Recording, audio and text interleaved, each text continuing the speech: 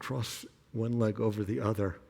And think about where that groin, that inner thigh, we're thinking about the opposite shoulder of that inner thigh that's lifted up.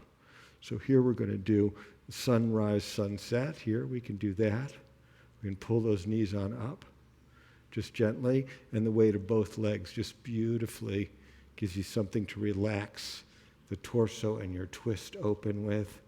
So here, a gentle breath in, and on the exhale, as you pull, as you roll the pelvis back onto the floor and the knees come up, we're just going to gently pull that armpit toward the groin. Not a big lift. It's not a sit-up. It's just a closing with the opportunity to learn the opening. Gentle, gentle, gentle, gentle, gentle. The breath in. On the exhale, we're going to open in one long, slow breath. Just squeeze the air out. Slow breathing in, slow.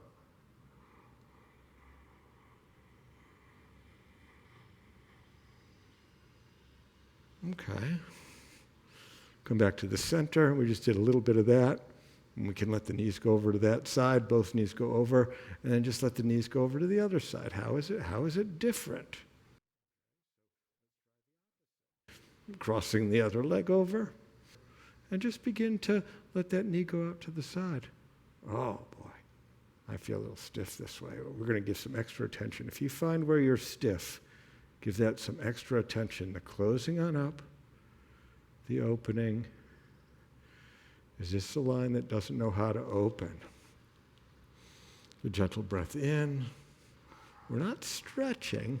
We're just showing the brain that it can actually let it go. You can let it go. Forcing the muscles and stretching, that's a disaster. I have a friend who does a lot of yoga, and she has a she's very flexible in a way.